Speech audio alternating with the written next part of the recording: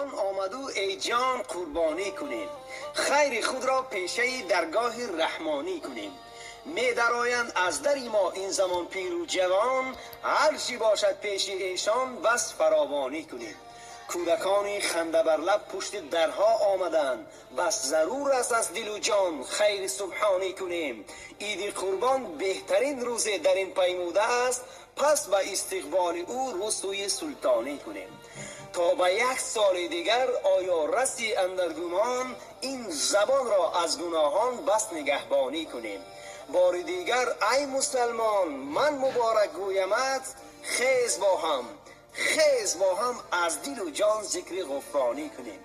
اول نماز خوانی کنیم، بعد ذبح قربانی کنیم، هر چی باشد پیش مهمان بس فراوانی کنیم.